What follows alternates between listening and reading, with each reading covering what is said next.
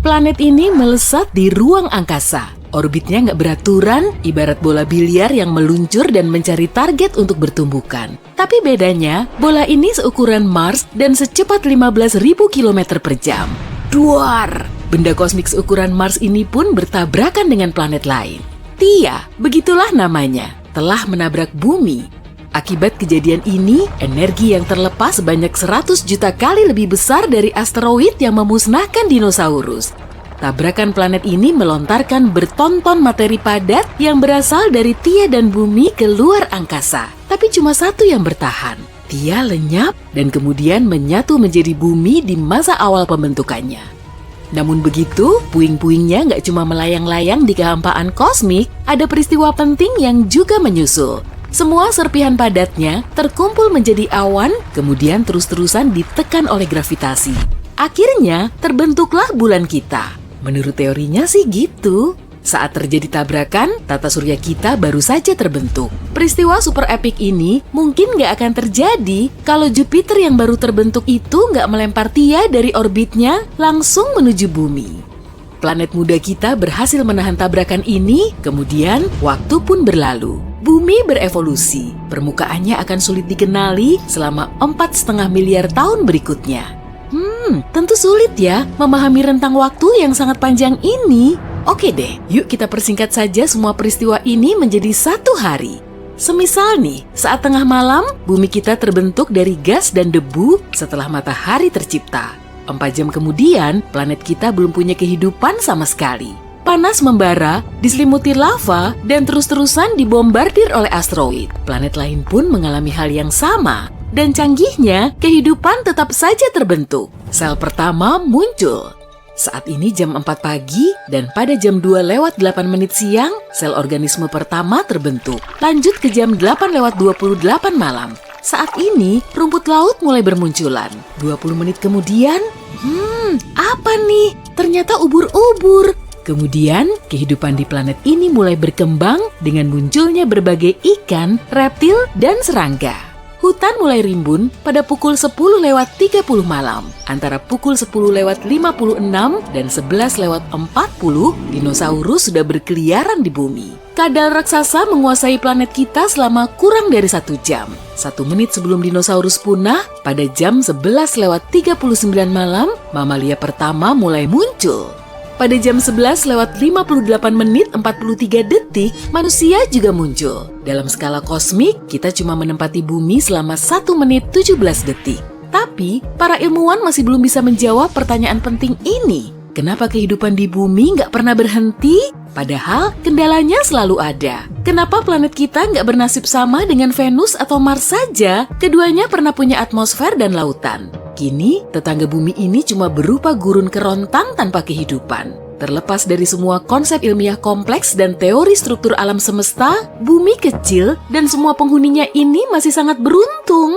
Profesor Toby Tyrrell dari University of Southampton menggunakan program komputer dan simulasi iklim untuk menyingkap teka-teki di balik tabrakan asteroid, dan zaman es nggak bisa mengubah bumi kita menjadi gurun tanpa kehidupan. Nggak main-main loh, timnya ini nggak cuma menggunakan 10, 100, atau 1000 planet virtual serupa bumi, tapi 100.000. Dan masing-masing telah disimulasikan sebanyak 100 kali. Mereka menggempur semua planet virtual itu agar menghadapi berbagai fenomena ekstrim seperti dibombardir asteroid, dibekukan, digempur letusan gunung berapi super yang kemudian membuat langitnya pekat dan permukaannya kekurangan sinar matahari. Cuma 9% atau 8.700 percobaan yang terbilang berhasil, yaitu sebanyak 1 kali dalam 100 simulasi. Dari semua planet virtual, cuma 4.500 planet tetap bisa dihuni 10 kali. Cuma 1 dari 100.000 planet yang bisa memberikan kehidupan tanpa henti sebanyak 100 kali. Kalau diibaratkan sebagai lotre, bumi kita dapat untung besar. Pada tahun 2009, Kepler Telescope diluncurkan ke luar angkasa. Misinya yaitu mencari satu bercak di langit malam, atau kalau dalam ukuran planet seperti bumi, 150.000 bintang. Setelah lebih dari 9 tahun beroperasi, teleskop ini berhasil mendeteksi lebih dari 500.000 bintang. Selama hampir 10 tahun, teleskop Kepler bisa mengidentifikasi 2.600 planet serupa Bumi. Dan anehnya, sebagian besar planet ini nggak ada di tata surya kita. Ukurannya juga bervariasi dari sebesar Bumi sampai sejumbo Neptunus. Oke, balik lagi ke Bumi yuk. Saat menatap langit di kawasan yang jauh dari perkotaan, kamu akan bisa menikmati malam bertabur bintang. Itu pun kalau cuacanya cerah, dengan mata telanjang, kamu bisa mengamati maksimal ada 2.500 titik cahaya. Memangnya kamu menghitungnya satu persatu? Di galaksi Bima Sakti sendiri, sedikitnya ada 100 miliar bintang. Sebagian ahli malah memperkirakannya sampai 400 miliar. Memangnya dari mana sih kisaran angka ini berasal? Nah, perlu diingat, jumlah bintang sulit diperkirakan. Para ilmuwan tentu nggak melabeli tiap bintang dengan angka 1, 2, 3, dan seterusnya. Sampai ayam beranak pun nggak akan selesai-selesai. Kamu tahu nggak, untuk menghitung 1 miliar bintang saja diperlukan waktu selama lebih dari 100 tahun. Coba deh tuh kamu kalikan sendiri dengan 400. Untuk memprediksi jumlah bintang, mereka mengamati bercak kecil di ruang angkasa, lalu menggunakan rumus ilmiah yang kompleks. Kamu juga bisa loh bereksperimen sendiri. Semisal nih, ada ember berisi 5 kg batu, pasir, tanah, dan benda lain. Nah, kamu perlu mencari tahu jumlah batu di dalam campuran itu. Hitung saja batu yang terlihat dari atas. Lalu, perkirakan volume, berat, dan persentase yang bisa dilihat. Dengan beberapa perhitungan, kamu akan tahu jumlahnya. Hitunganmu sudah akurat belum tuh? Jelas belum lah. Kok bisa gitu? Karena kamu nggak tahu sebaran batuan itu di dalam ember. Gimana dengan ukurannya? Apakah sama semuanya? Gimana kalau batu di bagian bawahnya justru lebih besar dari sampelmu? Atau malah lebih kecil? Bobot dan volumenya bisa juga bervariasi kan? Ember itu semacam galaksi Bima Sakti kita. Dan bebatuan yang kamu hitung menjadi bintangnya. Intinya, para ilmuwan nggak tahu pasti jumlah bintang di alam semesta. Mungkin 100 miliar atau mungkin 4 kali lipatnya. Dari jumlah itu, 4 miliarnya mirip dengan matahari kita. Dengan mempertimbangkan galaksi kita, perkiraan yang paling logis agar suatu planet bisa mendukung kehidupan adalah 300 juta. Meski begitu, jumlah ini juga bisa mencapai 5 miliar bahkan lebih. Lagi pula, banyak sekali area yang bisa dipilih. Itu baru galaksi Bima Sakti saja loh. Nah, coba pikirkan hal ini juga. Bima Sakti menjadi salah satu dari 200 miliar galaksi di alam semesta yang bisa kita amati. Menurut penelitian terbaru, angkanya 10 kali lebih banyak, jadi diperkirakan ada triliunan galaksi di luar angkasa. Dan kita baru tahu kurang dari 10%-nya. Kalau jumlah total bintang di seisi alam semesta ini, para ilmuwan memperkirakannya sebanyak 1 septiliun atau 1 kali 10 pangkat 24. Sekali lagi, itu cuma perkiraan, oke? Jadi kita nggak tahu pasti. Tapi yang jelas, sampai sejauh ini kita tahu kalau satu-satunya tempat di alam semesta yang punya kehidupan hanyalah Bumi. Selama 540 juta tahun terakhir, lebih dari 20 peristiwa kepunahan besar telah terjadi. Terakhir, terjadi 66 juta tahun yang lalu saat dinosaurus dan 75% kehidupan di muka bumi musnah. Sebuah objek berdiameter 11 km menabrak planet kita. Lajunya 120 kali lebih cepat dari mobil terengebut di zaman now. Kawasan yang berada 1,5 juta kilometer dari lokasi benturan juga terbakar. Tsunami besar menyapu seisi lautan, miliaran ton debu dan belerang bertebaran di langit, lalu menghalangi sinar matahari. Kemudian disusul dengan penurunan suhu global. Sekitar 200 juta tahun yang lalu juga terjadi peristiwa kepunahan yang kurang dikenal. Akibatnya, setengah kehidupan di planet ini tersapu bersih dan kemungkinan besar disebabkan oleh gunung berapi atau gempuran asteroid. Menurut teori lain, pergerakan lempeng tektonik telah memicu zaman es baru. Pada saat itu, buaya besar menguasai bumi. Reptil ini punah dan digantikan dengan makhluk hidup baru, dinosaurus. Tapi itu belum seberapa. Era terngenes yang pernah terjadi di bumi adalah Permian Triassic Event, sekitar 250 juta tahun yang lalu. 80% kehidupan laut, 70% hewan dan tumbuhan darat, semuanya musnah. Gunung berapi memuntahkan banyak lava di area yang sekarang menjadi Siberia. Meski begitu, pengaruhnya bisa dirasakan hingga di seantero bumi. Sekitar 445 juta tahun yang lalu, bumi kita didominasi oleh invertebrata laut. Selain itu, cuma ada satu benua, yaitu Gondwana. Saat itu, tumbuhan baru mulai bermunculan di daratan. Tapi ada hal lain yang memicu hilangnya 75-85% organisme hidup. Mungkin zaman es, kenaikan suhu, atau teori lain yang bikin kita geleng-geleng kepala. Menurut sebagian orang, semua peristiwa tersebut kemungkinan disebabkan oleh bintang besar yang meledak 6.000 tahun cahaya dari bumi, yang kemudian melontarkan ledakan sinar gamma di ruang angkasa. Bumi kecil kita kebetulan ada di jalur pancaran sinar gamma ini. Hanya dalam sekejap, lapisan ozon kita koyak terbakar. Tentu kita perlu atmosfer untuk melindungi kita kan? Intinya, meskipun planet atau alam semesta ini terus-terusan menggempur bumi, kehidupan di dalamnya masih saja lestari. Toh memang di tempat ini kan, kehidupan pertama kali muncul. Luar biasa. Satu-satunya kehidupan yang kita yakini ada sejauh ini di seluruh alam semesta terletak di planet bumi. Soal kehidupan cerdas atau bukan, katakanlah bisa diperdebatkan. Tapi bagaimanapun, tak heran jika kita tanpa lelah mencari kehidupan di planet lain. Sejauh ini, mereka telah menemukan lebih dari 4.000 planet. Tapi yang lebih kerennya lagi, NASA sudah menyusun daftar baru berisi 24 planet yang bukan cuma mirip bumi, tapi bahkan lebih baik. Kondisi di sana sangat bagus dan lebih nyaman dibanding di planet kita. Jadi, mari kita kunjungi beberapa di antaranya. KOI 5715.01. Mari kita kenal lebih dekat. Planet indah ini berada di rasi bintang Cygnus. Nah, kenapa planet ini begitu indah? Matahari kita adalah katai kuning. Dan maaf matahari, meski kamu sudah baik dalam mendukung kehidupan di bumi, ada beberapa bintang yang bisa melakukannya dengan lebih baik. Jangan tersinggung ya. Planet KOI 5715.01 mengitari sebuah katai oranye.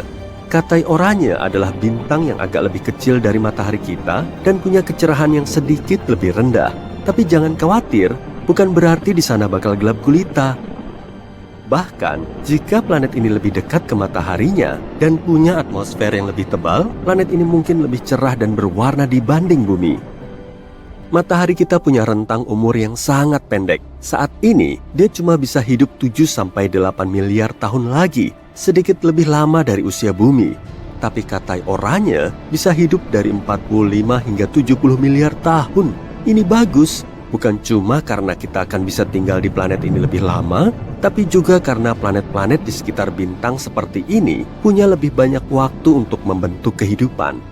Idealnya, kita perlu menemukan planet di dekat katai oranye yang usianya sekitar 7 miliar tahun. Sangat memungkinkan setidaknya ada beberapa organisme di sana.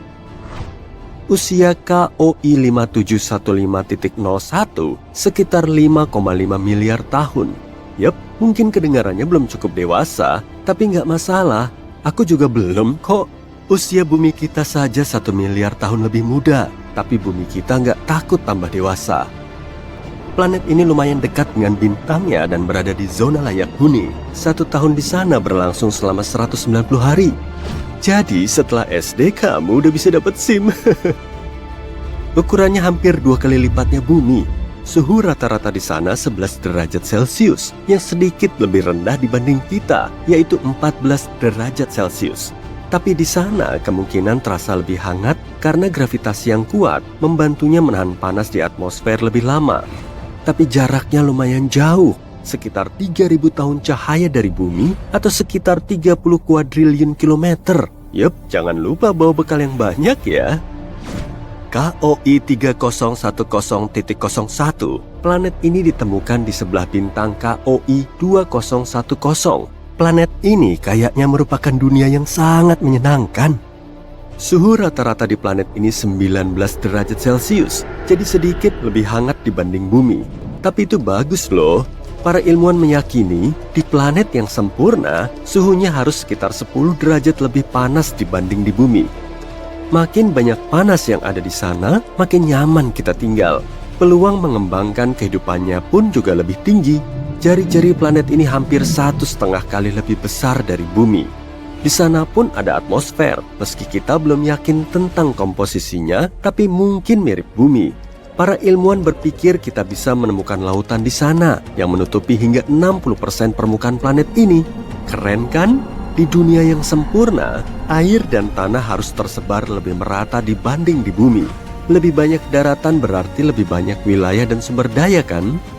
Meski begitu, planet ini sebenarnya mirip banget dengan bumi. Kemiripannya begitu jelas sehingga para ilmuwan meyakini kita punya peluang 84% untuk menemukan kehidupan di sana. Tentu saja, belum tentu kehidupan berakal ya, tapi kemungkinan ada hewan. Menarik kan? Menurutmu, bentuk mereka bakal gimana? Planet yang sangat mirip bumi, tapi dengan gravitasi yang lebih kuat. Kalau ada manusia yang tinggal di sana, ukurannya mungkin besar, tapi pendek dan punya kaki kecil yang kuat. Kedengarannya imut sekaligus nyeremin. Tapi kita nggak bakal bisa menemukan kebenarannya dalam waktu dekat. Sejauh ini, bagi kita, planet-planet ini cuma titik-titik mikroskopis di luar angkasa. Kita hanya punya beberapa data mentah dan membosankan tentang mereka, dan bahkan nggak tahu seperti apa bentuknya. Kita harus menunggu sampai bisa menemukan cara untuk bisa lebih mendekati planet-planet ini. Kepler 186f. Ini juga salah satu kandidat terbaik planet berpenghuni. Planet yang lumayan mungil ini dijuluki sepupu bumi karena memiliki kemiripan yang tinggi. Tapi kedua planet ini lebih kayak saudara, bukan kembaran. Kepler 186f berputar mengitari Katai Merah. Katai Merah adalah bintang yang bahkan lebih redup dan lebih kecil dibanding Katai Oranye. Ya, rentang usianya juga amat sangat panjang, tapi kecerahannya juga agak rendah. Namun, Kepler 186f lebih dekat ke bintangnya dibanding bumi ke matahari. Jadi, seharusnya nggak terlalu gelap di sana. Ya, setidaknya nggak segelap malam di bumi. Langit di planet ini pasti punya warna merah yang unik, kayak matahari terbenam di bumi. Gimana menurutmu? Apa kamu pengen tinggal di planet dengan pemandangan matahari terbenam abadi? Ukuran planet ini hampir sama dengan bumi. Lumayan, tapi nggak sempurna. Kenapa? Karena planet yang sempurna adalah yang lebih besar dari bumi dan punya gravitasi yang lebih kuat. Kamu mungkin protes, tapi bukannya bakal lebih sulit berjalan di sana dan lebih sulit lagi buat bangun dari kasur pas hari Senin? Iya tentu. Namun, di sisi lain, planet ini akan menarik atmosfer dengan lebih baik. Atmosfer bakal lebih tebal dan padat. Artinya, perlindungan dari objek antariksa yang menakutkan menjadi lebih kuat, lebih banyak oksigen, dan lebih banyak panas. Selain itu, planet yang lebih besar punya lebih banyak lahan untuk dihuni. Keren kan? Tapi jelas, ukuran bumi juga merupakan pilihan yang sangat baik. Ada fakta keren lain. Kemiringan Kepler 186f hampir sama dengan kemiringan kita.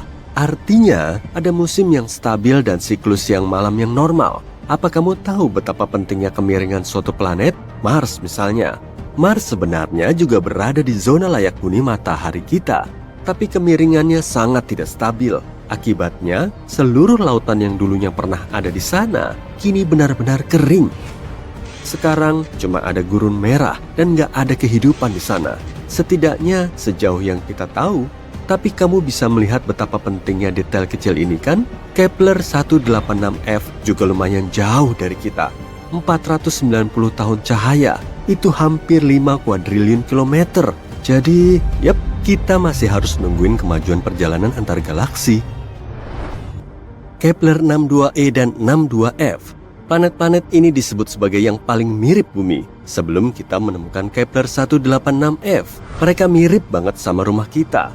Kepler 62e sekitar 1,5 kali lebih besar dari bumi, dan Kepler 62f hanya sedikit lebih kecil dari itu. Keduanya terletak di rasi bintang Lyra, sekitar 1.200 tahun cahaya dari kita. Keduanya juga mengorbit Katai Merah. 1 tahun di Kepler 62e berlangsung sekitar 122 hari, bahkan lebih cepat dibanding planet pertama yang telah kita bahas tadi. Para ilmuwan meyakini baik 62e dan 62f adalah dunia air, tempat hangat yang sebagian besar atau mungkin seluruhnya tertutup air. Jika ada daratan di sana, mungkin cuma pulau saja. Sebuah dunia yang cuma terdiri dari pulau-pulau. Pasti indah bagi beberapa orang, kayak Hawaii, dan mimpi buruk bagi yang lain. Coba ingat Megalodon. Tapi kalau kamu suka hewan laut purba, Have you ever wondered how the world will go down in flames? Will it be due to zombies, extraterrestrial civilizations, or AI taking over? Nah, turns out it might actually be mosquitoes and scientists causing the chaos. It's funny how things created by nature aren't as threatening as the stuff that doesn't exist naturally. And you know what's on that list? Editing the DNA genome. Experiments with the genetic structure of living organisms can produce completely new species, and no one knows how nature will react to them. Let's look at an example of gene drive. So it all started with malaria mosquitoes. To somehow stop the growth of their population and prevent the spread of malaria, scientists created a gene that magically made mosquitoes only have male offspring. Several insects with this gene transmitted it to others during the mating season, and thus spread infertility. Scientists were able to stop malaria and destroy almost the entire mosquito population. But imagine if something went wrong in the mosquito genome and their population began to increase exponentially. Malaria could spread across all continents and create huge problems for all of us. Now, let's move from the little mosquito problem to a planetary disaster that can be caused by the desire for knowledge, which is deeply embedded in our nature. British cosmologist Martin Rees once said that we lived in the 1st century when human beings could determine the planet's future. It seems that it's so easy not to destroy yourself, but our nature is quite complicated. In pursuit of solving the mysteries of the universe, we have built a giant machine that, according to some people, may destroy our planet. And this device is the Large Hadron Collider. The main task of this giant machine is to accelerate particles and make them collide with one another. Scientists expect that the collider will help better understand the structure of our universe. In simple words, this is a miniature simulator of the universe. Using it may also shed light on the mystery of dark matter. During operation, the machine compresses atoms and makes them crash into one another at great speed. Perhaps this is how our universe appeared. Some people fear that a small black hole may form because of this collision. A tiny particle with a huge weight will pull all objects inside itself. Its mass will grow, but its size won't change much. As a result, it will compress the entire Earth and turn it into a ball measuring a little more than 300 feet across. At the same time, our planet will still have the same weight. A powerful gravitational pull on such a small area of matter can form a black hole that might later swallow up our entire solar system. There are also theories that the Hadron Collider could open a portal to a parallel universe with creepy monsters that would enter our world. But of course, such theories have little to do with science. Scientists have already launched the collider several times, and as you can see, nothing terrible has happened. But there is a small nuance. With each launch, scientists increase the speed of particles. Who knows what will happen when they accelerate them too much? According to Martin Rees, the probability that Earth will become a black hole is very, very small. Particles with a much larger energy charge fly in space faster than in the Hadron Collider, and nothing catastrophic happens. Okay, now let's go back to our genomic games to see what else can happen if we continue experimenting with nature. The main problem might be an imbalance in ecosystems. In the 19th century, sailors accidentally brought mice to Gough Island in the South Atlantic Ocean. Rodents had no dangerous enemies there, so their population began to grow. Mice began to displace dozens of birds from their home. The rodents attacked the chicks and reduced the population of entire species. Trying to save the birds, scientists decided to get rid of the mice, but these little creatures still managed to survive. As a result, the balance of the whole ecosystem was disrupted. Using gene drive to get rid of one species can lead to uncontrolled population growth of another. Imagine that malaria mosquitoes controlled the population of some flies. And what would happen if these flies lost their main natural enemy? The population of these flies would start destroying other species, and it would begin a chain of destructive events. All this suggests that playing with things that don't exist in nature is very dangerous. We worry a lot about how artificial intelligence can take over the world and eliminate us. Still, at the same time, we don't pay attention to our actions. Genome editing can lead to positive consequences, such as the appearance of healthier people, and destructive ones, like the creation of artificial bacteria that can cause serious health problems. In general, destroying other species is a trait inherent in humans. Because of our actions, many animals have disappeared from the face of the earth. Moreover, we even destroy each other. Such aggressive behavior is our nature. And artificial intelligence doesn't have anthropomorphic properties. Its logic may be completely different from ours, and instead of destroying people, it might strive to save them. And we have something to save us from. Remember the giant asteroid that erased more than half of the living creatures on Earth? The fall of the space rock caused a massive blast wave, a tsunami, earthquakes, and dust clouds that covered the sun. Dinosaurs and other animals couldn't survive in such conditions. But what if something similar happens these days? Fortunately, we're better prepared than dinosaurs. Firstly, we have the technology to track giant meteorites and calculate their trajectory. And artificial intelligence can also help us with this. Secondly, we can destroy an asteroid before it reaches us. Several powerful rockets will quickly deal with any space rock and turn it into cosmic dust. Moreover, we will know in advance about its approach. But suppose that a huge stone the size of dozens of Everests will fly towards us. In that case, humanity should hurry with Mars colonization.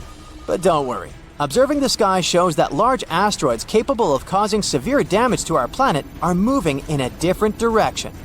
The most giant known asteroid that could collide with Earth might do so in 2088.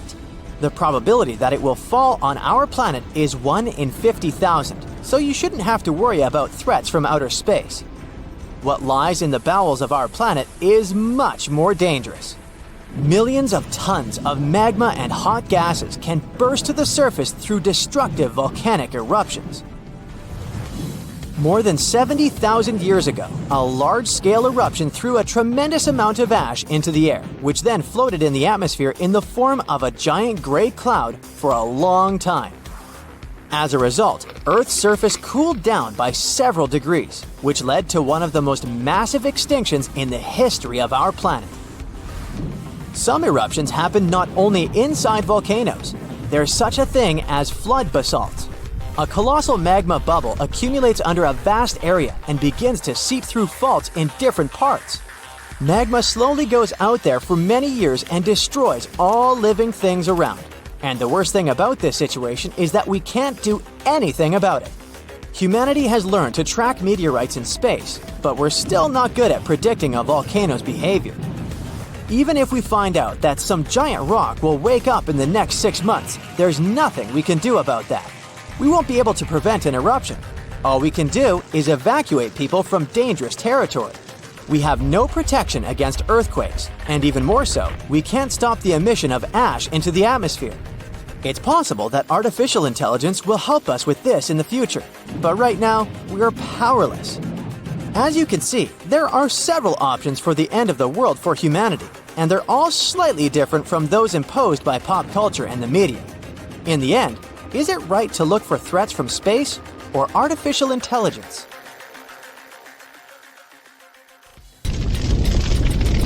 Kobaran api mulai menyebar di sekitar pusat benturan, melalap habis semua objek yang dilaluinya. Ombak yang naik oleh ledakan mulai membanjiri kota-kota besar. Gempa bumi dahsyat meruntuhkan gedung pencakar langit layaknya tumpukan kartu yang ambruk. Inilah dampak yang mungkin terjadi setelah bumi dan objek antar bintang pertama dalam sejarah saling bertabrakan. Para ahli mendeteksinya pada tahun 2017, tapi mereka masih belum bisa menjelaskan jenis spesifiknya. Mungkin itu berupa asteroid, komet, atau pesawat antariksa dari peradaban angkasa luar. Tapi sejauh ini, mereka menamainya sebagai Oumuamua. Mirip kayak suara sapi dalam bahasa Hawaii ya. Meskipun belum diketahui jenisnya, kecepatannya jauh lebih ngebut dari asteroid lain, yaitu sekitar 87 km per detik. Kalau bisa terbang sengebut ini, kamu akan melintasi Amerika Serikat dari pesisir barat ke pesisir timur maksimal selama 3 menit. Jadi, asteroid ini bisa melesat dari bumi ke matahari cuma dalam waktu 2 bulan. Sedangkan roket kita bisa melaju hingga 27.000 km per jam. Jadi, perjalanan melintasi Amerika Serikat dengan wahana ini akan memakan waktu sekitar 9 menit. Banyak ilmuwan berspekulasi kalau itu cuma objek buatan yang diciptakan oleh peradaban super maju. Nggak tahu juga sih. Tapi bentuknya yang panjang dan ramping memang mendukung teori mereka. Jadi, wujudnya sangat mirip dengan pesawat antariksa. Panjangnya sekitar 1 km, jauh lebih besar dari Menara Eiffel. Untuk mengonfirmasi Oumuamua sebagai pesawat antariksa milik makhluk lain, para saintis mengarahkan sejumlah teleskop radio ke objek tersebut. Kalau peradabannya menggunakan alat komunikasi atau memindai kita dengan teknologi mereka, kita bisa mendeteksinya. Tapi yang ada cuma keheningan total. Nah, kira-kira begitu. Nggak ada gelombang radio yang terdeteksi. Meski begitu, teori peradaban luar angkasa nggak serta-merta nihil. Untuk mengetahui lebih pasti, para saintis perlu tahu berat objek tersebut. Jadi, mereka perlu memanfaatkan cahaya, lebih tepatnya pantulannya. Singkatnya, tiap materi akan memantulkan cahaya secara berlainan. Misalnya saja, kita nemu batu hitam misterius yang menyerap hampir semua cahaya. Jadi cuma bagian kecilnya aja yang dipantulkan lagi. Lihat katalog yang ada, dan ternyata itu arang. Dengan mengetahui ukuran dan bahan pembentuk suatu objek, kita bisa nentuin beratnya. Jadi, kita perlu mengamati banyaknya cahaya yang dipantulkan oleh objek ini. Dan saat para ilmuwan mengarahkan teleskop mereka, Oumuamua memantulkan warna yang sama dengan besi dan sejumlah batuan padat. Oumuamua juga terus-terusan memancarkan kilatan terang, kemudian memudar dan akhirnya bersinar lagi. Artinya objek ini berputar, tapi nggak berputar pada porosnya seperti panah, melainkan ke sembarang arah dan kedua ujungnya bergerak naik turun secara bergantian. Semua objek atau pesawat antariksa buatan akan hancur oleh putaran seperti ini. Tapi Oumuamua tetap utuh, artinya objek ini terbuat dari bahan super keras yang bisa mencegahnya hancur. Oumuamua juga nggak berongga seperti pesawat antariksa, tapi padat. Objek ini sangat misterius karena geraknya sangat cepat dan sebagian komet memang punya kecepatan yang sama atau jauh lebih ngebut tapi juga punya efek roket. Saat pesawat antariksa meluncur dari landasan peluncuran, mesinnya akan mengeluarkan api. Setiap detiknya, roket mencampur bahan bakar dengan oksigen, kemudian menyalakannya, dan akhirnya mengeluarkan campuran tersebut dengan kecepatan ekstrim. Menurut hukum fisika, mekanismenya seperti mendorong dinding. Roket ini seperti melompat dari gas pembakaran yang dilemparkannya ke bawah. Dengan begini, roket akan menghasilkan gaya dorong dan berakselerasi. Fungsi komet juga hampir sama. Sinar matahari menabrak permukaan komet. Unsur cahaya seperti es mulai menguap, gas ini bergerak ke satu arah, sedangkan kometnya bergerak ke arah berlawanan. Sama seperti roket, komet mendorong gas yang menguap, kemudian berakselerasi. Gas ini juga membentuk ekor panjang komet, seolah-olah batu besar ini menyeret semua gas di belakangnya. Atau seperti mobil yang menarik udara saat melesat dengan kecepatan tinggi. Tapi Oumuamua bukan komet, jadi nggak punya ekor dan nggak punya efek roket seperti komet. Jadi objek ini nggak bisa bergerak secepat komet. Tapi sebagian ilmuwan meyakini Oumuamua pernah punya ekor. Meski baru ditemukan pada tahun 2017, Oumuamua telah memasuki tata surya kita pada tahun 1995 dan sejak saat itu sudah terbakar sinar matahari. Saat asteroid ini ditemukan, sekitar 95% komponennya telah hilang, menguap. Ilmuwan lain memperkirakan Oumuamua sudah secepat ini sejak dilahirkan di tempatnya yang jauh, tepatnya di dalam sistem bintang atau nebula lain. Mungkin telah terjadi tabrakan eksoplanet dahsyat dengan objek kosmik lain. Ledakan energi dari tabrakan kemudian melontarkan bongkahan panjang ini keluar angkasa, atau mungkin telah terjadi ledakan supernova. Saat mencapai akhir masa hidupnya, bintang berubah menjadi raksasa merah atau versi bintang yang lebih besar hingga ratusan kali lipat. Kemudian, bintang ini menyusut dan meledak dengan kekuatan dahsyat. Gelombang ledakannya bisa bergerak sejauh bertahun-tahun cahaya dari pusat ledakan. Ledakan ini juga menjadi salah satu peristiwa paling benderang di alam semesta. Jadi, supernova mungkin telah menghancurkan sejumlah eksoplanet hingga berkeping-keping. Contohnya, Oumuamua. Objek antariksa ini mendapat banyak energi dan kecepatan sehingga mulai bergerak menuju bumi. Mungkin karena itulah arah putaran Oumuamua sangat sulit diprediksi. Tapi baru-baru ini, para ilmuwan mengusulkan teori kalau Oumuamua berbentuk balok es raksasa. Es yang biasa kita lihat terbuat dari air atau H2O, tapi di Oumuamua kemungkinan terbuat dari nitrogen es atau N2. Es ini diperkirakan telah utuh di medium antar bintang selama 500 juta tahun dan saat tiba di tata surya, es nitrogen ini bisa memantulkan 2/3 sinar matahari. Jadi, suhunya nggak terlalu panas dan akibatnya Oumuamua nggak punya ekor.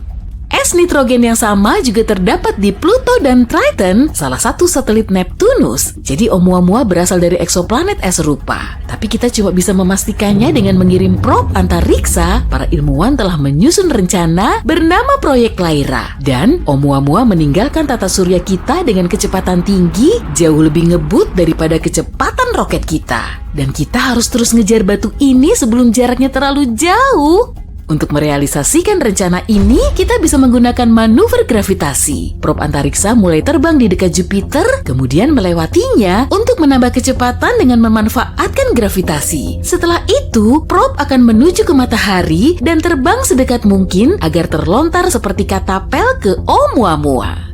Sebagai alternatif, kita bisa juga menggunakan probe mikro. Kita harus meluncurkan sekitar 1000 probe mikro ke orbit bumi. Bobotnya harus lebih ringan dari korek api dan punya layar cahaya seukuran ring tinju. Kemudian, kita perlu memancarkan sinar laser kuat dari permukaan bumi menuju layar. Probe bisa menambah kecepatannya hingga 20% dari kecepatan cahaya dan geraknya nggak boleh terlalu cepat karena nanti malah bisa melewati posisi asteroid tujuan. Probe ini harus bisa memasuki orbitnya atau mendarat di permukaannya, tapi kalau gerak probe tadi terlalu lambat, Oumuamua akan meninggalkan tata surya kita sebelum bisa dikejar. Ini akan menjadi pengalaman yang seru karena di masa depan kita bisa menggunakan asteroid seperti taksi antariksa. Kita cuma perlu masuk ke orbit asteroid antar bintang atau mendarat di permukaannya, kemudian kita bisa terus bergerak melintasi luar angkasa dengan kecepatan tinggi tanpa menggunakan bahan bakar. Kendaraan seperti ini akan menjadi pilihan yang tepat untuk melakukan perjalanan jarak jauh atau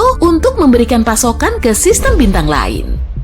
Tapi kenapa kita harus takut dengan objek antariksa seperti ini ya? Tabrakan dengan asteroid seukuran Oumuamua bisa memusnahkan kehidupan dalam satu negara. Kalau objek ini membentur laut, ombak setinggi gedung pencakar langit mungkin akan terbentuk. Para ilmuwan terus mengupayakan cara untuk melindungi kita dari objek seperti ini, salah satunya dengan teknik tabrakan. Saat mendeteksi objek yang berpotensi membahayakan, kita bisa mengirim pesawat antariksa ke lokasi. Tancap gas! Pesawat antariksa harus menabrak asteroid dengan sudut spesifik hingga lintasannya sedikit berubah. Kalau sudutnya terlalu banyak, tujuan akhir asteroid ini juga akan melenceng jauh. Jadi intinya, asteroid ini perlu melewati planet kita. Kita juga bisa bikin ledakan kendali jarak jauh di asteroid. Prinsipnya sama, kekuatan ledakan harus sedikit menggeser lintasan asteroid atau menghancurkan batu raksasa ini menjadi serpian kecil.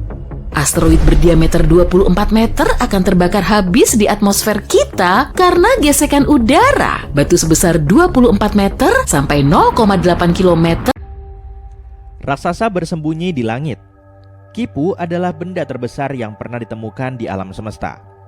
Benda ini telah mengacaukan pemahaman kita tentang alam semesta selama bertahun-tahun dan kita baru saja menemukannya. Kipu itu padat, kuat, dan berbahaya untuk diabaikan. Jika kita tidak memahami struktur seperti ini, kita mungkin salah membaca alam semesta. Jadi, apa sebenarnya kipu itu? Kipu bukanlah benda padat seperti planet atau bintang, dan ia juga bukan benda tunggal. Ia adalah sebuah superstruktur, pada dasarnya seluruh wilayah alam semesta. Materi yang kusut dan berantakan yang membentang di ruang angkasa yang sangat luas, yang disatukan oleh gravitasi. Kipu terdiri dari jaringan galaksi, gugus galaksi atau kelompok galaksi raksasa, gas dan materi gelap yang sangat besar. Ini seperti jalan raya super, dengan gugus galaksi sebagai kota, filamen sebagai jalan raya, dan materi gelap sebagai infrastruktur tak kasat mata yang menyatukan semuanya. Raksasa ini membentang sepanjang 1,3 miliar tahun cahaya. Itu artinya Jika kamu melakukan perjalanan dengan kecepatan cahaya, kamu masih membutuhkan waktu 1,3 miliar tahun untuk menyeberanginya. Kipu juga memiliki massa 200 kuadriliun massa matahari, meskipun ia hanya menempati 13% dari alam semesta yang bisa diamati. Nama Kipu berasal dari sistem tali yang diikat oleh suku Inka yang digunakan untuk mencatat sesuatu yang disebut kipus. Sistem ini seperti sebuah sistem penulisan. Dalam sistem tersebut, setiap simpul, warna dan lilitan menceritakan sebuah kisah, angka, pajak, hasil panen, dan sebagainya. Jadi ketika para astronom melihat struktur kolosal di angkasa, panjang, kusut, dan bercabang-cabang seperti kabel angkasa, mereka menamainya dengan bahasa simpul. Ditambah lagi, bentuk ruang angkasa mengingatkan para ilmuwan pada benang-benang itu. Ada filamen pusat yang panjang dan filamen-filamen yang lebih kecil bercabang-cabang di sisi-sisinya. Yang lebih menarik lagi, Kipu tidak sendirian. Ketika para ilmuwan memetakan bagian alam semesta ini, mereka menemukan 5 struktur masif ini. Struktur-struktur itu tidak hanya diam di sana, tapi terbentuk selama miliaran tahun akibat gravitasi yang perlahan-lahan menarik materi-materi. Secara keseluruhan, semua raksasa itu menampung hampir setengah dari seluruh gugus galaksi di area tersebut, 30% dari seluruh galaksi, dan 1/4 dari seluruh materi di alam semesta yang bisa diamati. Tim yang menemukan Kipu menggunakan trik yang cerdas. Mereka mencari sinar X yang berasal dari gugus galaksi. Gugus-gugus ini tidak hanya berisi galaksi-galaksi, tapi juga berisi gas yang sangat panas. Saking panasnya, gas tersebut memancarkan cahaya sinar X yang tidak bisa kita lihat dengan mata biasa. Tapi, teleskop-teleskop khusus bisa melihatnya. Jika ada banyak pancaran sinar X, itu artinya ada banyak sekali materi, galaksi, gas, dan materi gelap yang ditarik bersama oleh gravitasi. Disitulah area terpadat dan penuh sesak di alam semesta. Jadi dengan mengikuti pancaran sinar X, para ilmuwan bisa menggambar peta yang menunjukkan lokasi persembunyian struktur kosmik tersebut seperti Kipu. Mengapa semua ini penting? Karena struktur-struktur raksasa ini mengacaukan segalanya. Pertama-tama mereka membelokkan latar belakang gelombang mikrokosmik, cahaya purba yang tersisa dari Big Bang. Ini adalah cahaya redup yang memenuhi seluruh alam semesta. Setelah Big Bang terjadi dan dunia kita tercipta, dunia memancarkan cahaya dan sinyal pertama yang masih belum sepenuhnya melemah. Sisa-sisa radiasi masih terus datang kepada kita bahkan setelah 13,8 miliar tahun. Dengan mempelajari cahaya purba ini, para ilmuwan bisa mengetahui seperti apa alam semesta pada masa awal. Dan Kipu membeberkannya untuk kita. Struktur raksasa ini menahan gravitasi yang sangat besar sehingga membelokkan dan mendistorsi cahaya purba ini ketika melewatinya. Itulah yang disebut efek Shockwave terintegrasi. Lengkungan ini menambah derau pada sinyal asli dan sekarang kita jadi lebih sulit untuk mendapatkan pemahaman yang tepat dan lebih jelas tentang seperti apa bayi alam semesta itu dan bagaimana alam semesta mengembang. Mereka juga mengacaukan konstanta Hubble. Alam semesta terus mengembang dan konstanta Hubble memberitahu kita seberapa cepat alam semesta berkembang. Dengan kata lain, seberapa cepat galaksi-galaksi bergerak menjauh satu sama lain.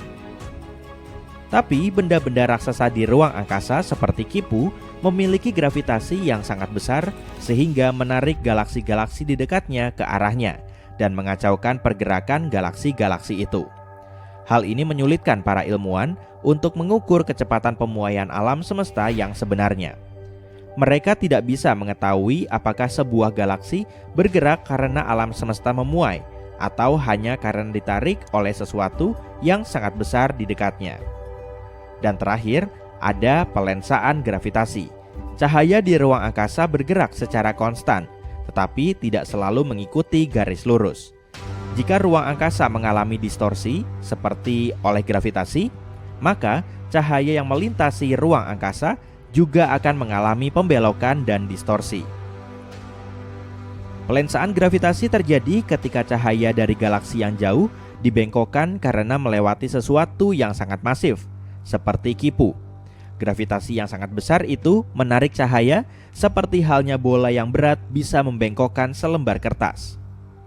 Dan karena cahaya memberikan informasi kepada kita, secara harfiah membuat kita melihat seperti apa benda-benda itu.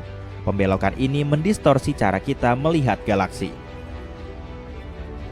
Gambar galaksi akan terlihat melebar, lebih terang, atau kita bahkan bisa menemukan seluruh galaksi di tempat yang salah. Ini seperti melihat alam semesta kita melalui kaca pembesar yang melengkung. Jika kita tidak berhati-hati, kita bisa salah membaca distorsi tersebut dan mendapatkan gambaran yang salah tentang seperti apa dunia kita. Untungnya, superstruktur misterius ini tidak muncul begitu saja. Para astronom menduga kalau sesuatu seperti itu pasti ada di luar sana. Hanya saja mereka tidak tahu pasti.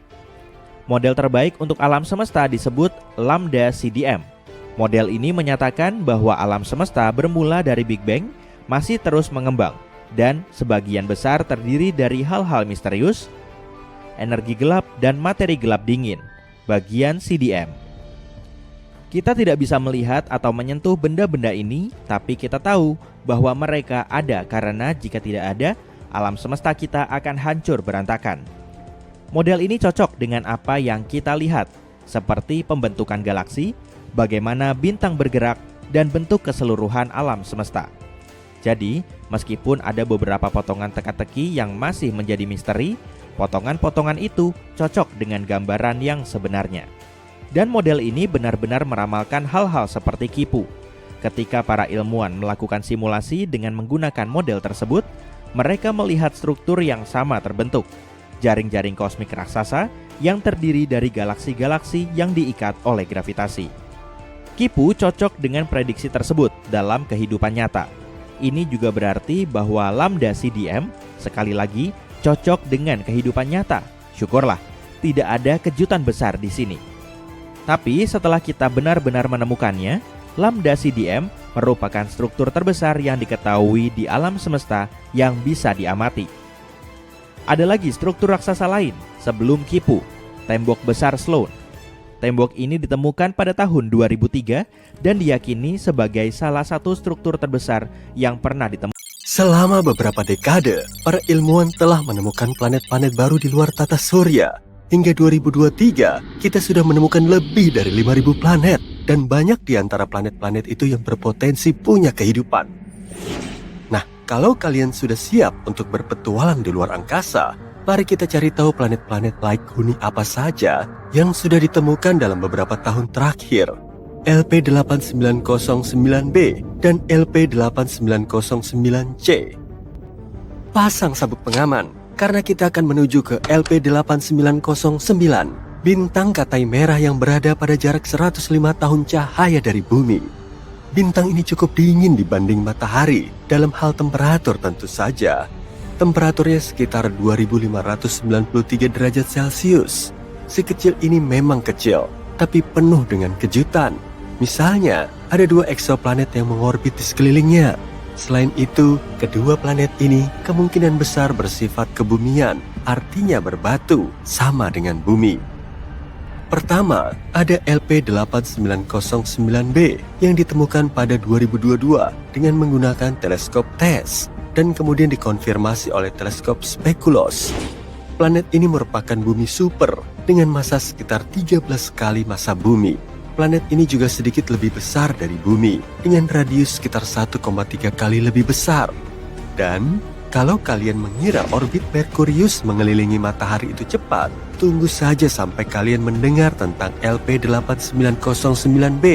Diperlukan waktu sekitar 3 hari untuk menyelesaikan satu putaran mengelilingi bintangnya. Bayangkan kalian tertidur di musim dingin yang membekukan dan terbangun di musim panas yang terik. Tapi yang paling menarik perhatian di sini adalah LP8909c. Planet yang satu ini ditemukan oleh teleskop Speculos. Planet ini berada sedikit lebih jauh dari bintang dan membutuhkan waktu 2,5 kali lebih lama untuk mengorbit dibanding LP8909b. Planet ini juga sedikit lebih besar dari bumi. Tapi yang paling menarik dari planet ini adalah lokasinya yang berada di dalam zona laik huni bintang. Artinya, planet ini berpotensi punya air dalam bentuk cair di permukaannya dan iklim yang cocok untuk kehidupan. Sekarang, planet ini menjadi kandidat utama untuk dipelajari atmosfernya dengan menggunakan teleskop antariksa James Webb. Tapi tunggu dulu, gak hanya hal-hal menyenangkan yang ada di LP8909C. Planet ini juga sangat dekat dengan bintangnya, yang berarti planet ini penuh dengan radiasi yang berpotensi membuatnya kurang layak huni. Dan yang paling penting, planet ini terkunci secara tidal, sama seperti bulan. Artinya, satu sisi planet ini selalu menghadap ke bintang dan sangat panas, sedangkan sisi lainnya selalu berada dalam kegelapan dan sangat dingin. Model ilmiah menunjukkan planet ini bisa jadi lebih mirip Venus dalam hal atmosfer dan iklim. Dan Venus, kalian tahu, Venus gak dikenal sebagai planet yang ramah bagi manusia. Tapi terlepas dari semua tantangan itu, LP8909C tetaplah sebuah eksoplanet yang menarik untuk dipelajari lebih lanjut. Siapa yang tahu rahasia apa yang disimpannya? Yuk lanjut ke kandidat berikutnya. GJ1002b dan GJ1002C. Sebuah tim ilmuwan internasional yang dipimpin oleh para peneliti di Instituto de Astrofísica de Canarias telah menemukan dua planet mirip bumi yang berjarak 16 tahun cahaya dari tata surya. Keduanya mengitari bintang Katai merah bernama GJ1002. Matahari kita adalah bintang Katai kuning, yang artinya GJ1002 jauh lebih dingin dan lebih redup daripada matahari kita. Tapi nggak apa-apa, kedua planet ini berada sangat dekat dengan bintang induknya. Jadi seharusnya nggak terlalu dingin atau gelap. Kedua planet yang dinamai GJ1002b dan GJ1002c ini berada di zona laik huni bintang induknya, yang artinya keduanya bisa mendukung kehidupan. Selain itu, keduanya juga punya massa yang mirip dengan massa bumi. GJ1002b merupakan planet dalam dan membutuhkan waktu sekitar 10 hari untuk mengitari bintang induknya. Sedangkan GJ1002c membutuhkan waktu lebih dari 21 hari. Kedua planet ini merupakan kandidat yang tepat untuk dipelajari atmosfernya dan bahkan bisa jadi target misi masa depan untuk mencari tanda-tanda kehidupan. Yang paling penting, kedua planet ini berpotensi mendukung kehidupan dan itu sangat keren.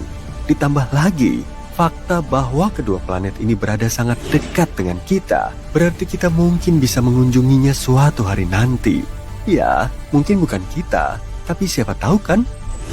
Dan mungkin suatu hari nanti kita akan menemukan kehidupan luar angkasa di salah satu planet ini. Nah, itu akan menjadi sesuatu yang luar biasa. Tapi yuk lanjut ke yang berikutnya. Kepler 1649c. Kepler 1649c yang juga dikenal sebagai eksoplanet yang hilang ditemukan kembali pada 2022 oleh para ilmuwan dengan menggunakan data dari wahana antariksa Kepler milik NASA. Eksoplanet ini terletak sekitar 300 tahun cahaya dari bumi dan mengorbit bintang kecil yang dingin bernama Kepler 1649. Ukurannya hampir sama dengan bumi. Dan sama seperti planet-planet sebelumnya, planet ini berada di zona laik huni bintangnya. Awalnya, data tentang planet ini dibuang begitu saja. Sebuah program komputer khusus bernama RoboVetor yang ditulis untuk menyaring volume data Kepler secara otomatis memberi label positif palsu pada kandidat ini. Dengan kata lain, program ini mengira kalau ada kesalahan atau gangguan. Untungnya, para peneliti memeriksa ulang hal-hal seperti itu. Dan ketika memeriksa ulang data, mereka berhasil menyelamatkan Kepler 1649c yang malang.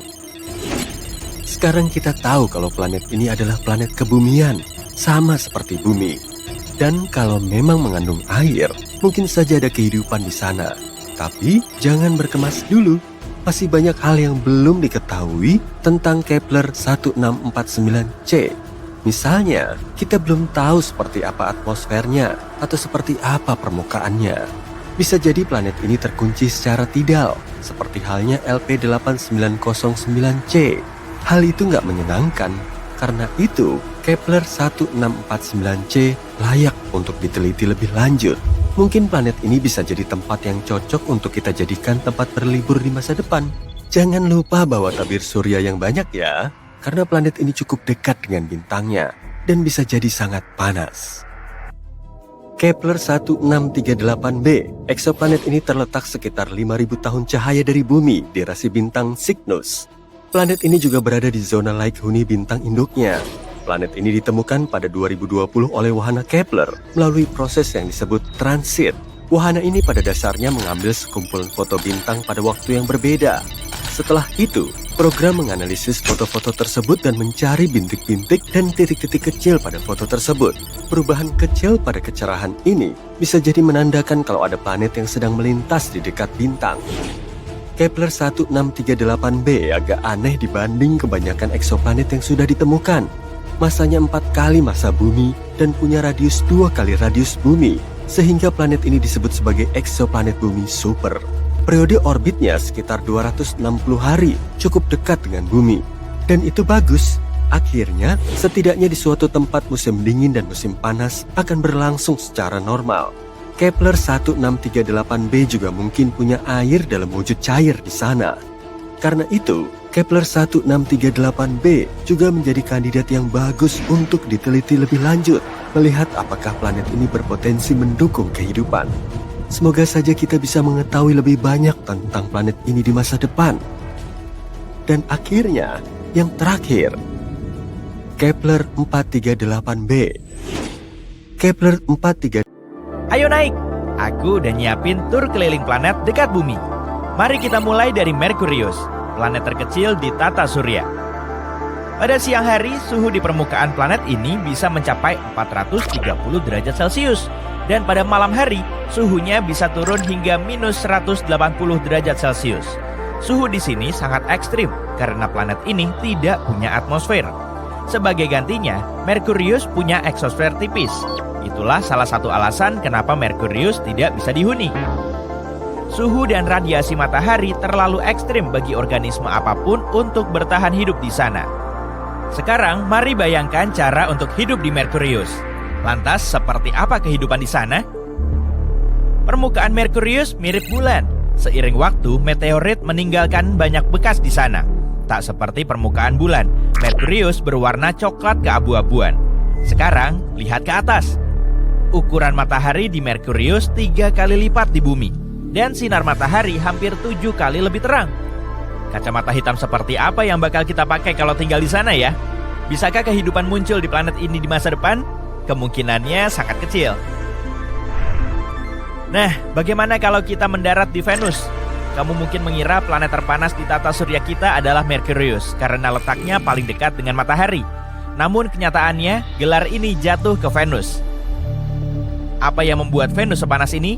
Alasan terbesarnya adalah atmosfernya. Hampir seluruh atmosfernya terdiri dari karbon dioksida. Atmosfernya sangat tebal sehingga menyebabkan planet ini memanas tanpa henti. Pada dasarnya, gas atmosfer mencegah radiasi termal meninggalkan Venus. Jadi, planet ini tak bisa mendingin. Air di permukaannya pun terus berubah menjadi uap. Jika permukaan Venus adalah makanan, maka atmosfernya ibarat microwave. Itu sebabnya suhu di sini bisa mencapai 465 derajat Celcius. Bagaimana rasanya tinggal di Venus? Di bumi, musim berubah karena kemiringan planet.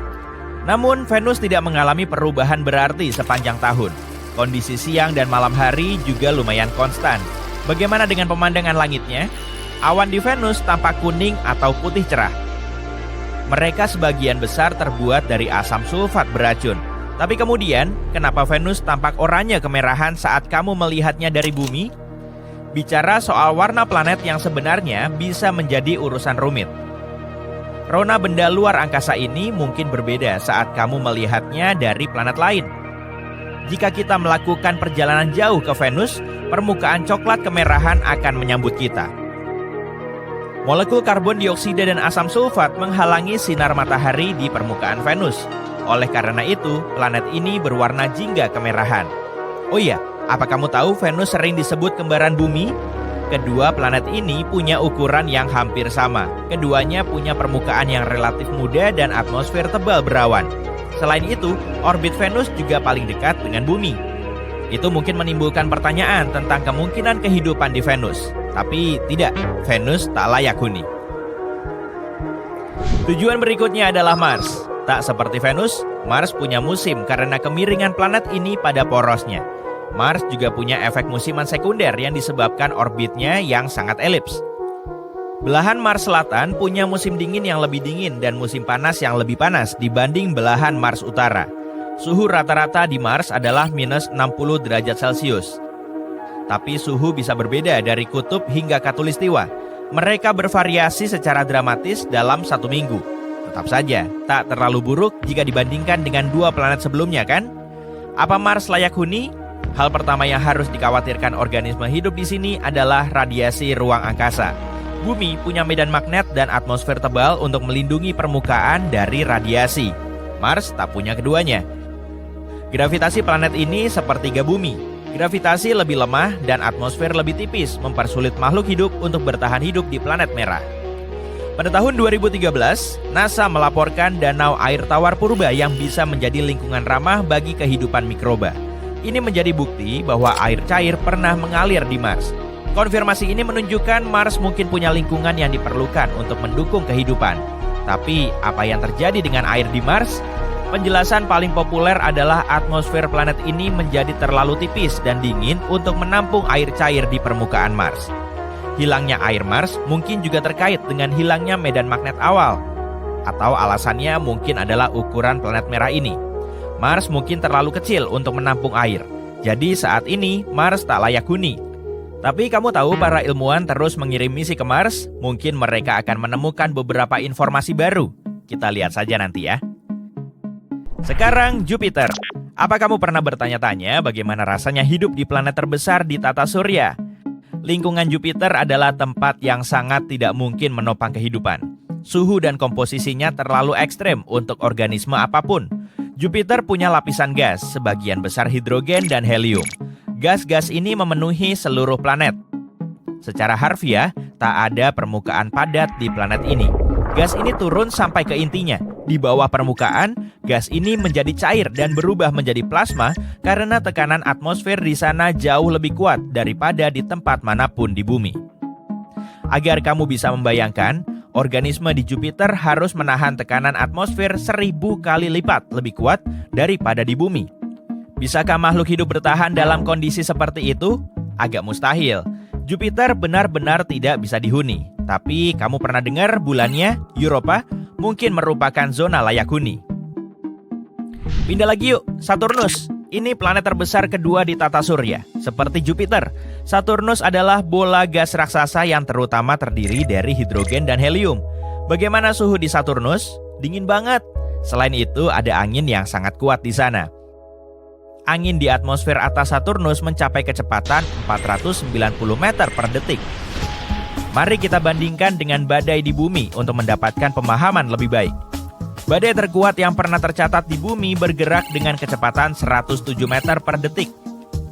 Jadi jawaban atas pertanyaan apakah ada kehidupan di Saturnus? Tampaknya lumayan jelas, di sana tidak ada kehidupan. Perhentian berikutnya adalah Uranus, salah satu raksasa es terbesar. Atmosfer Uranus didominasi oleh es, tapi itu bukan satu-satunya alasan planet ini berwarna biru. Terdapat metana di atmosfernya. Metana menyerap cahaya merah dan memantulkan warna biru. Hal yang sama berlaku untuk Neptunus. Uranus adalah planet terdingin di tata surya. Suhu di sana bisa serendah minus 224 derajat Celcius. Kehidupan di bumi membutuhkan sinar matahari untuk mendapatkan energi. Tapi di Uranus tak ada yang bisa menghasilkan energi apapun bagi kehidupan untuk berkembang. Intinya, Uranus tidak punya lingkungan untuk menopang kehidupan. Lanjut ke Neptunus, raksasa es kedua. Apa yang ada di planet terjauh di matahari ini? Jelas, di sana sangat dingin. Tak ada sumber energi yang bisa dimanfaatkan oleh kehidupan bakteri. Begitu juga dengan sumber air cair. Para ilmuwan meyakini kehidupan di Neptunus tak mungkin ada karena kondisinya sangat tidak bersahabat. Jadi, apa yang membuat planet kita layak huni? Bukan cuma untuk manusia, tapi juga organisme hidup apapun, bahkan mikroba. Kondisi tertentu diperlukan untuk hidup. Semua makhluk hidup butuh makanan, air, dan suhu yang tepat untuk berkembang. Atmosfer adalah elemen vital. Manusia, misalnya, membutuhkan oksigen untuk bernapas dan hanya bisa bertahan hidup di suhu yang Sudah lebih dari 1 tahun sejak teleskop James Webb yang membutuhkan waktu lebih dari 20 tahun untuk menyelesaikannya diluncurkan. Dan dalam waktu yang relatif singkat tersebut, peralatan yang sangat modern dan paling kuat dalam sejarah ini telah membuat banyak penemuan. Dengan mengamati alam semesta pada panjang gelombang inframerah, James Webb memungkinkan kita untuk melihat hal-hal yang belum pernah dilihat oleh teleskop lain. Tujuan utama dari peralatan yang luar biasa ini adalah untuk mempelajari pembentukan galaksi dan bintang-bintang yang muncul di alam semesta awal. Sebagai contoh, lihatlah tempat pembibitan bintang yang paling dekat dengan kita, yaitu area di ruang angkasa di mana bintang-bintang baru dilahirkan. NASA telah membagikan foto dari James Webb yang menunjukkan daerah pembentukan bintang kecil. Jika kamu mengamati foto ini dengan seksama, kamu akan melihat semburan yang keluar dari bintang-bintang yang masih bayi. Di sekelilingnya, awan debu kosmik yang berwarna-warni bertabrakan satu sama lain. Pemandangannya sangat memukau. Debu merah terdiri dari molekul hidrogen. Kamu juga bisa melihat kalau beberapa bintang memiliki bayangan seperti bayangan yang mengisyaratkan terbentuknya planet-planet. Sekilas foto tersebut tampak kacau, tapi para astronom menyatakan kalau tempat ini merupakan tempat pembibitan bintang yang relatif kecil dan tenang dibanding tempat lainnya. Banyak bintang muda di sana yang ukurannya mirip dengan matahari atau sedikit lebih kecil. Foto itu sendiri diambil dengan bantuan kamera inframerah dekat, NIRCam, milik Webb. Kamera ini merupakan kamera utama observatorium yang memotret alam semesta dalam 2 rentang inframerah yang berbeda. Penemuan menakjubkan lainnya yang berhasil ditemukan oleh teleskop Webb adalah molekul asap di galaksi jauh. Ini adalah pertama kalinya molekul seperti itu ditemukan begitu jauh dari planet kita. Galaksi yang dimaksud berada pada jarak 12,3 miliar tahun cahaya dari bumi. Galaksi tersebut kemungkinan besar terbentuk sekitar 1,5 miliar tahun setelah Big Bang. Meskipun jarak antara galaksi dan planet kita sangat jauh, para ilmuwan berhasil mendeteksi senyawa kimia yang ditemukan dalam jelaga atau asap. Dan ini merupakan hal yang cukup besar karena telah mendorong rekor untuk mendeteksi molekul yang serupa dan kompleks mundur sekitar 1 miliar tahun. Penelitian ini juga telah mengukuhkan kehebatan peralatan ruang angkasa yang paling keren sepanjang masa. Spektrometer ini berhasil membuat penemuan ini meskipun spektrometer yang diperlukan untuk pengukuran tidak bekerja secara maksimal setelah mengalami degradasi yang tiba-tiba dan mengejutkan. Teleskop James Webb juga telah membantu meningkatkan pemahaman kita tentang eksoplanet, yaitu planet yang mengorbit bintang lain selain matahari.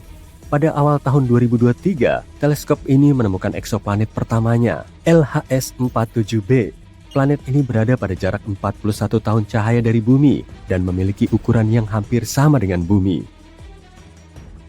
Menurut NASA, saat ini James Webb adalah satu-satunya teleskop yang beroperasi yang mampu mengkategorikan atmosfer eksoplanet seukuran bumi.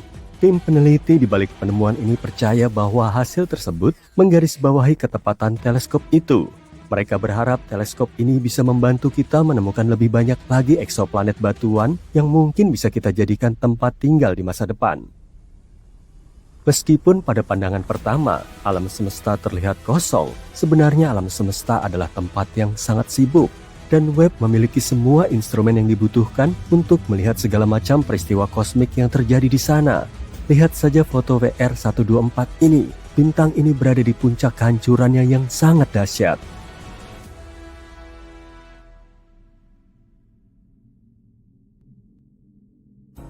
Dalam foto tersebut, bintang akan mengalami supernova. Supernova terjadi ketika sebuah bintang kehabisan bahan bakar dan meledak di akhir siklus hidupnya, melepaskan awan debu dan gas panas ke angkasa. Bintang yang dipotret oleh teleskop Webb sedang berada pada tahap Wolf Rayet dalam kehidupannya. Itu adalah periode ketika bintang meluruhkan lapisan terluarnya sebelum menjadi supernova. Benda menakjubkan berikutnya yang ditemukan oleh James Webb adalah hibrida bintang planet dengan awan yang sangat aneh. Dunia aneh ini, VHS1256b, sebenarnya merupakan katai coklat. Ukurannya lebih besar dari planet, tapi terlalu kecil untuk diklasifikasikan sebagai bintang. Planet ini memancarkan cahaya dan cukup panas. Tapi masanya tidak cukup untuk melebur hidrogen menjadi helium seperti yang dilakukan bintang-bintang besar. Benda-benda angkasa semacam ini sebenarnya tidak berwarna coklat. Benda-benda ini muncul dalam berbagai macam warna, tapi sebagian besar tidak terlihat oleh mata manusia. Yang bisa kita lihat adalah cahaya yang dipancarkannya, dan bagi kita, cahaya itu tampak berwarna oranye gelap atau magenta.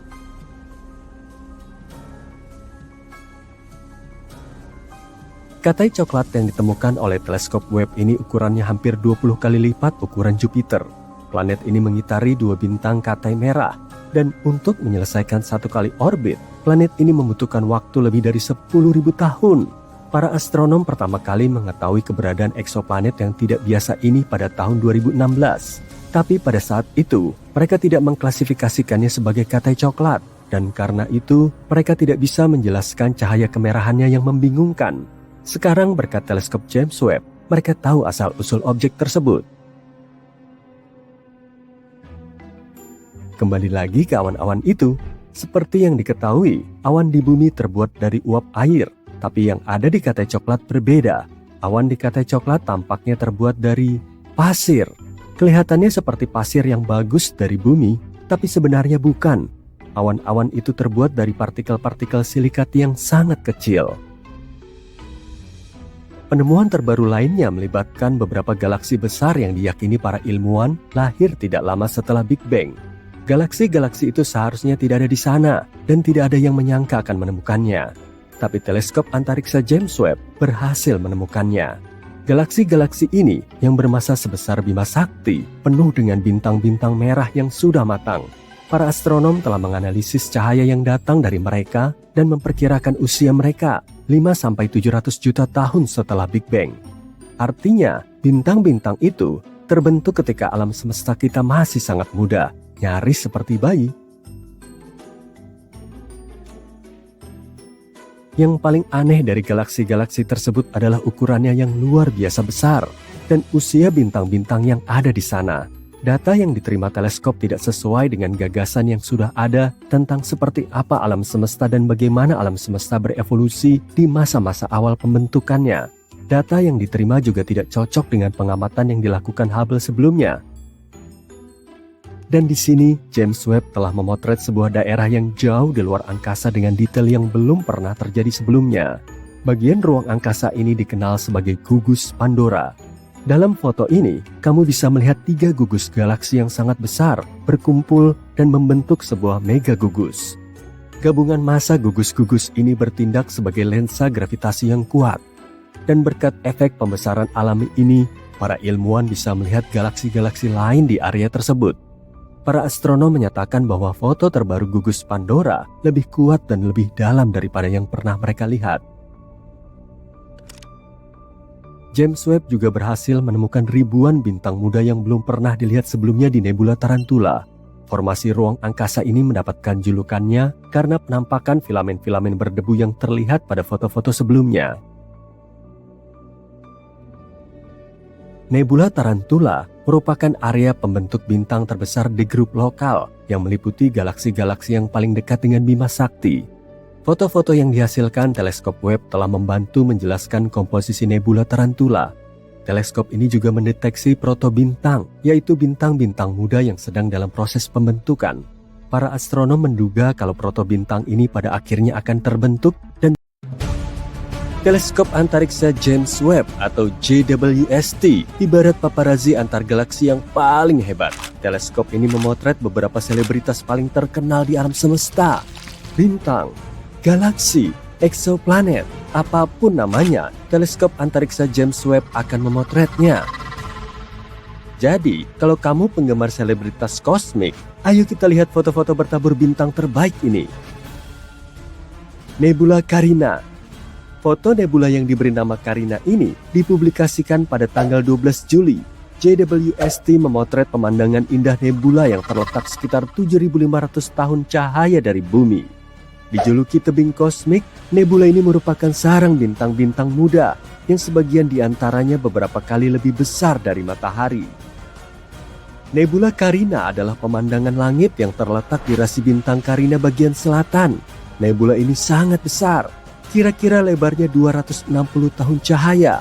Bintang-bintang masif di dalam nebula ini sangat terang dan panas, sehingga menciptakan awan gas dan debu yang bercahaya di sekelilingnya. Nebula Carina juga terdiri dari awan gas dan debu yang berputar-putar, tempat bintang-bintang baru dilahirkan.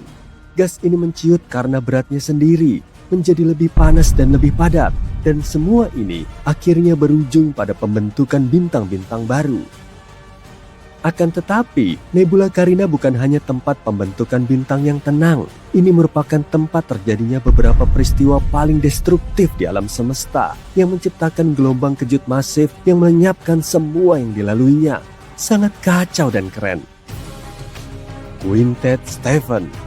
Foto ini juga diunggah pada tanggal 12 Juli.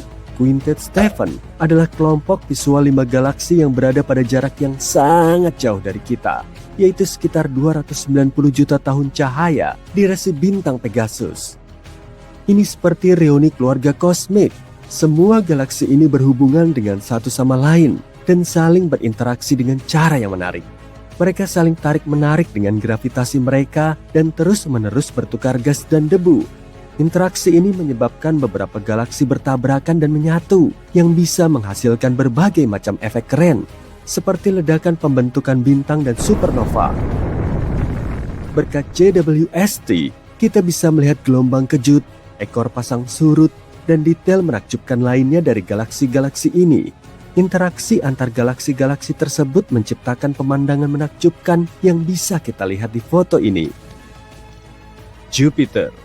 Inilah teman lama kita, si raksasa tua. Foto ini dipublikasikan oleh NASA pada tanggal 22 Agustus. Jupiter adalah planet terbesar di tata surya dan dikenal memiliki banyak bulan serta awan indah yang berputar-putar. Planet ini juga memiliki sistem cincin seperti halnya Saturnus yang terdiri dari partikel-partikel kecil debu yang mengitari planet ini. Cincin-cincin ini jauh lebih kecil dan tidak terlalu terlihat dibanding cincin Saturnus, tapi masih cukup indah. Jupiter juga memiliki aurora yang merupakan pertunjukan cahaya berwarna-warni di atmosfer planet ini. Aurora ini disebabkan oleh partikel bermuatan dari angin matahari yang berinteraksi dengan medan magnet Jupiter. Sama seperti di bumi, aurora bisa dilihat di dekat kutub-kutub planet. Tapi, aurora ini jauh lebih terang dan lebih kuat daripada aurora bumi. Kita bahkan bisa melihat pertunjukan cahaya yang luar biasa ini dari luar angkasa. Dan sekarang kita akhirnya bisa memotret pemandangan memukau ini. Foto JWST memperlihatkan aurora Jupiter, cincin-cincinnya, dan bahkan 2 bulannya, yaitu Amalthea dan Adrastea. Sungguh menakjubkan betapa terang dan jernihnya kedua bulan tersebut dalam foto ini. Galaksi Cartwheel. NASA merilis foto ini pada tanggal 2 Agustus. Foto ini memperlihatkan galaksi Cartwheel dan teman-temannya. Galaksi Cartwheel mendapatkan namanya dari bentuknya. Bentuknya memang seperti roda gerobak, bukan? Galaksi ini merupakan kumpulan bintang, gas, dan debu raksasa yang berputar-putar yang terletak di kedalaman ruang angkasa. Bentuknya seperti kincir dengan lengan-lengan spiral yang panjang. Lengan-lengan ini disatukan oleh gravitasi di bagian tengah yang merupakan rumah bagi lubang hitam supermasif. Tapi galaksi Cartwheel sedikit berbeda dengan galaksi-galaksi spiral lainnya. Galaksi ini terbentuk ketika galaksi yang lebih kecil bertabrakan dengan galaksi yang lebih besar, menciptakan gelombang kejut yang menggetarkan gas dan debu. Kita harus mengunjungi galaksi ini suatu hari nanti. Pasti akan jadi perjalanan yang seru. Galaksi spiral M74. Ini dia galaksi spiral lainnya. NASA merilis foto ini pada tanggal 22 Juli. JWST harus mencari celah di antara lapisan debu dan gas tebal untuk bisa melihat gugus bintang yang indah ini. M74 termasuk dalam kelas khusus galaksi spiral yang dikenal sebagai galaksi berdesain agung. Artinya, lengan-lengan spiralnya terlihat jelas dan tampak menonjol. Berbagai hal menakjubkan terjadi di dalam galaksi spiral. Supernova, bintang-bintang yang dilahirkan di dalam awan gas dan debu, dan banyak keajaiban kosmik lainnya. Gas dan debu bercahaya, bintang-bintang terang, dan pola lengan spiral yang berputar-putar menjadikan galaksi spiral sebagai salah satu objek terindah di alam semesta. Kita bisa melihatnya dengan jelas pada foto M74. Nebula Tarantula. Foto nebula yang diberi nama menyeramkan Tarantula ini dipublikasikan pada tanggal 6 September. Foto ini mencakup area sepanjang 340 tahun cahaya, jarak yang sangat jauh. Berkat foto ini, para astronom berhasil menemukan bintang-bintang muda yang sebelumnya diselimuti debu. Nebula Tarantula terletak 160.000 tahun cahaya jauhnya dari kita, di awan Magellan Besar. Ini merupakan area pembentukan bintang terbesar dan paling terang di grup lokal, yaitu galaksi-galaksi yang berada paling dekat dengan Bima Sakti. Penamaannya diambil dari bentuknya yang mirip kaki tarantula besar. Wilayah ini sangat luas, lebarnya sekitar 1000 tahun cahaya, dan merupakan rumah bagi bintang-bintang yang paling masif dan bercahaya di alam semesta. Salah satu alasan kenapa nebula Tarantula menarik bagi para ilmuwan adalah komposisinya. Komposisinya mirip dengan daerah bintang-bintang di Cosmic Noon, yaitu kondisi alam semesta kita saat masih berusia beberapa miliar tahun. Pada saat itu, pembentukan bintang berada pada puncaknya. Berkat teleskop Webb, kita bisa mempelajari galaksi ini dengan lebih baik dan mengetahui seperti apa alam semesta kita saat berada di puncaknya. Cincin Neptunus. Foto ini dipublikasikan pada tanggal 21 September 2022. Dalam foto ini kita bahkan bisa melihat 6 bulan kecil di dekat Neptunus, dengan Triton yang bersinar terang di sudut kiri atas. Kalian tidak mengira itu matahari, bukan? Dan ya, Neptunus juga memiliki cincin.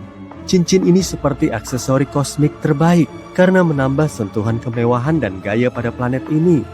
Tapi tidak seperti perhiasan duniawi lainnya.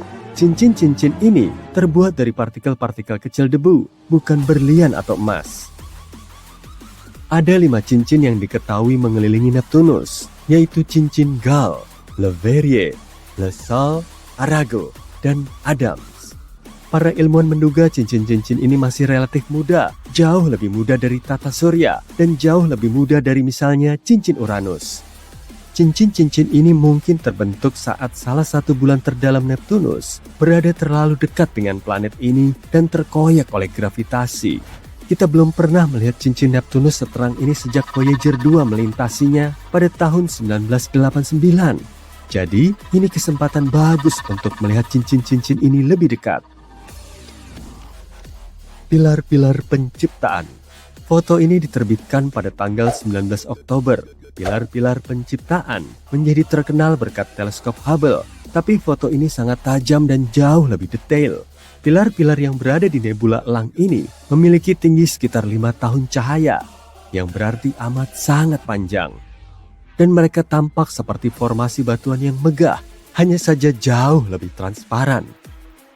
Seperti layaknya latar film Hollywood, tempat ini penuh dengan aksi dan efek khusus. Ini merupakan tempat terjadinya proses-proses paling dramatis di alam semesta.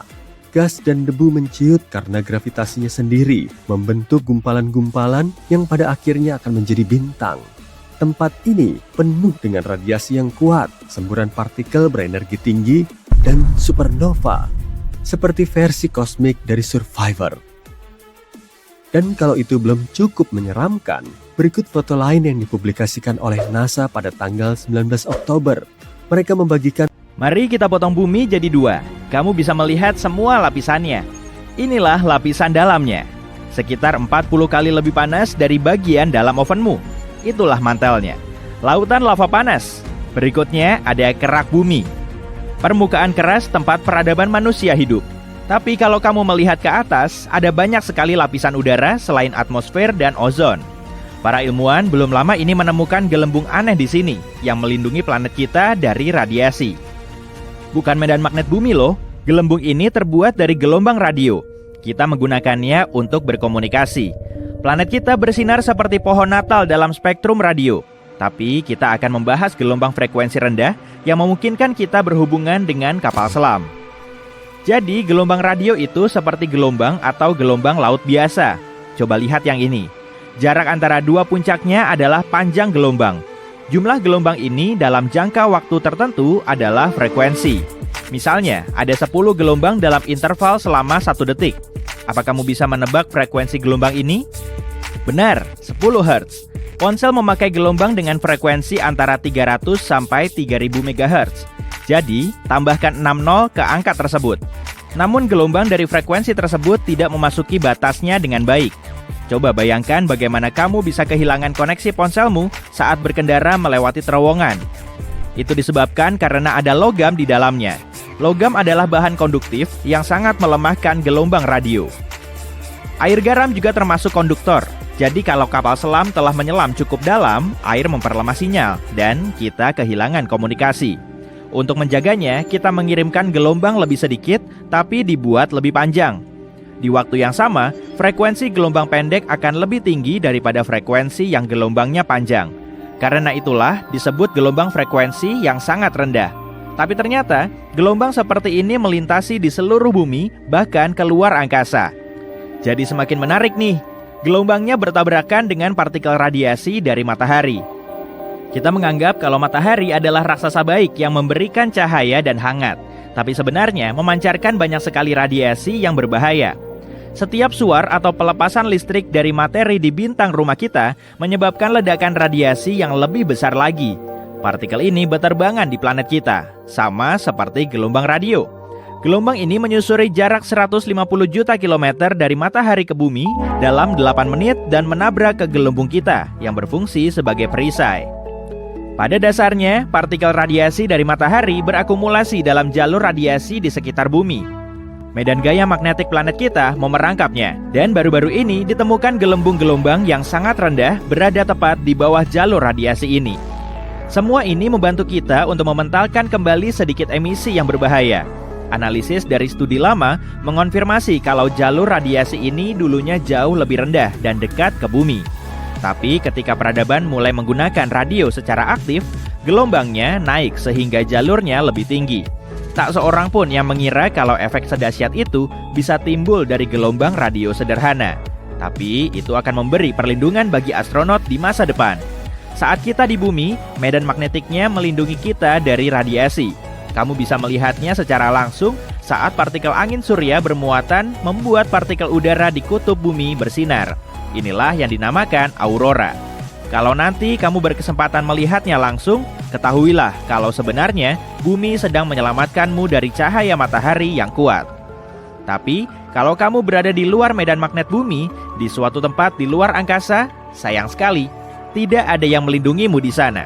Ini jadi masalah besar buat para astronot yang menghabiskan waktu berbulan-bulan di stasiun luar angkasa internasional. Mungkin para ilmuwan akan belajar untuk menciptakan gelembung pelindung dari gelombang frekuensi sangat rendah di sekeliling stasiun luar angkasa dan pesawat luar angkasa. Hal yang sama berlaku bagi planet lain. Kita mungkin akan mengkolonisasi Mars. Di sana tidak ada medan magnet dan tidak ada yang akan melindungimu dari radiasi. Tapi, kalau kamu menciptakan gelembung buatan di sana, kamu bisa mengurangi radiasi yang berbahaya. Gelombang kasat mata yang melindungi kita adalah atmosfer, seperti kue lapis atau bawang bombay. Setiap level dari atmosfer punya propertinya sendiri. Lapisan terendah tempat kita hidup adalah troposfer. Lapisan ini memiliki 80% dari berat udara di seluruh bumi, juga menjadi tempat berkumpulnya uap air. Di sini pula mesin bernama cuaca bekerja. Matahari mengirim cahaya energi ke bumi. Permukaan planet kita memantulkannya dan memanaskan udara di troposfer. Karenanya, udara jadi bergerak dan bertukar tempat dengan udara dingin. Karena itulah, angin topan, badai, dan tornado hanya terjadi di troposfer hingga ketinggian 12 km. Itu sebabnya pesawat komersial terbang pada ketinggian sekitar 10 km. Angin atau kondisi cuaca buruk lainnya jarang memengaruhi area ini. Dan udara di sini tidak sepekat udara di dekat permukaan bumi. Terbang sejauh 1,6 km di atas permukaan laut, itu ibarat bergerak melewati kue kering. Sulit. Tapi ketinggian 1,6 km terasa seperti terbang menembus krim kocok yang ringan. Pesawat terasa seperti tidak memiliki hambatan. Jadi, sama-sama untung, menghemat bahan bakar dan menyelamatkan penumpang. Kekurangan terbesarnya adalah di sana sangat dingin dan kamu tidak bisa bernapas. Tempat ini dingin karena hanya ada sedikit molekul udara untuk menyerap panas dari tanah dan memindahkannya satu sama lain. Kamu tidak akan bisa bernapas di sini untuk alasan yang sama. Itu sebabnya pesawat dilengkapi dengan masker oksigen untuk berjaga-jaga. Ayo, kita geser sedikit ke sini. Ini adalah stratosfer. Bahkan molekul udara di sini lebih sedikit lagi. Disinilah probe cuaca terbang. Benda ini merupakan sejenis balon kecil yang dilengkapi komputer dan digunakan orang untuk memprediksi cuaca. Bagian atmosfer ini juga berisi lapisan ozon. Ini merupakan perisai bumi terhadap radiasi ultraviolet yang berbahaya. Ozon hampir sama dengan oksigen, kecuali memiliki 3 atom di dalamnya. Ketika sinar ultraviolet yang berbahaya memasuki atmosfer kita, langsung menabrak molekul O3. Sinar memecah molekul menjadi O2 dan atom oksigen lainnya. Sinar itu sendiri diubah menjadi panas, tetapi ozon beregenerasi dengan cepat.